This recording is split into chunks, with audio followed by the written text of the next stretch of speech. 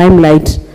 Honorable Speaker, whatever is happening in this country, and not just in the multinationals or in the tea estates in Kericho,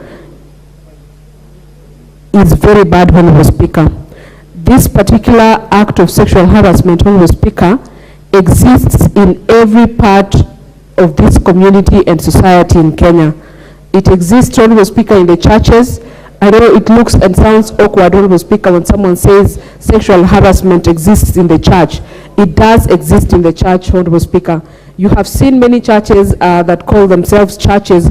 I am not sure whether they are really churches, Honorable Speaker, that actually tell women that now that you do not have the ability to be able to get children, you can come to my church, and me, the pastor or the bishop, can be able to do this, and you can be able to get children, Honorable Speaker. That is exploitation, Honorable Speaker.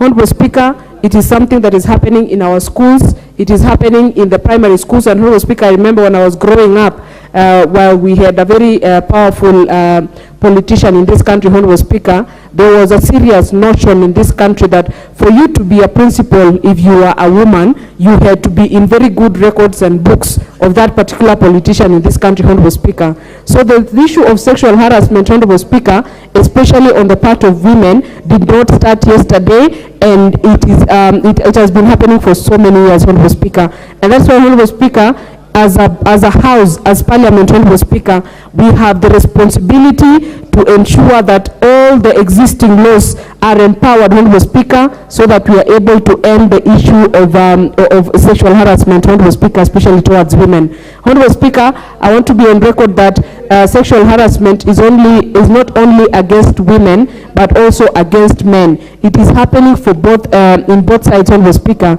Just that, Honorable Speaker, in Africa especially, the people who suffer most because of sexual harassment, Honorable Speaker, are women. And Honorable Speaker, I have been able to go through the report that has been brought to this House by the Committee on Labor, Honorable Speaker. The report, Honorable Speaker, is shocking. I have read in a certain, in page number 13, Honorable Speaker, where the county police commander informed the committee about the number of police stations in the two estates, Honorable Speaker. It says that there is a total of 15 police stations, Honorable Speaker, in that particular estate. And to be specific, Honorable Speaker, James Finlay estate, Honorable Speaker, has 3 police stations, Honorable Speaker. Honorable Speaker, I have so many unanswered questions. I am just wondering, Honorable Speaker, who and what does these 3 police stations doing in one estate, Honorable Speaker?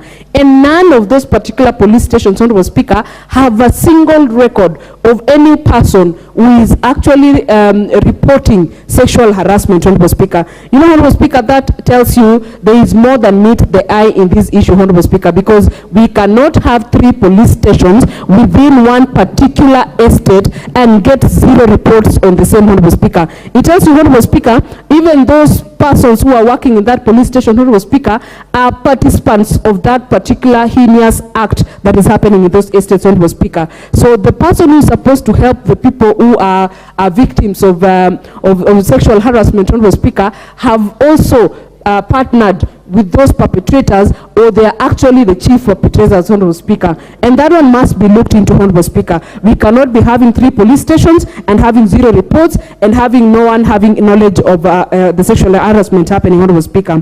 Honorable Speaker, when the committee visited the National Intelligence Service office, Honorable Speaker, in Kericho, they confidently told the committee, Honorable Speaker, that they are not aware or they have no report.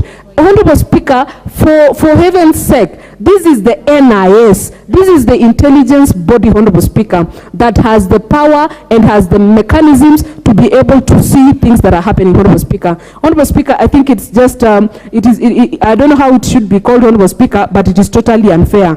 Lastly, Honorable Speaker, and I want to ask your indulgence that I get an extra minute, Honorable Speaker, so that I can be able to conclude on this last statement. Thank you, Honorable Speaker. The last issue, Honorable Speaker. 1 minute. Thank you, Madam Speaker. The last issue that I want to raise, Honorable Speaker, is the victimization of the said victims. Honorable Speaker, a sexually harassed person is already a very weak person, Honorable Speaker, and the damage that has been caused by the sexual harassment, Honorable Speaker, is not only physically damaging but also emotionally permanent, Honorable Speaker. This is the same person who needs to go back to the perpetrator for them to be able to get their daily wage to take care of their families. Honorable Speaker, I want to say sexual harassment has no place in this country and it should remain as such, Honorable Speaker. And every law and act, Honorable Speaker, should be empowered, Honorable Speaker, so that it can be more punitive to any perpetrator of sexual harassment in whatever cadre of this society.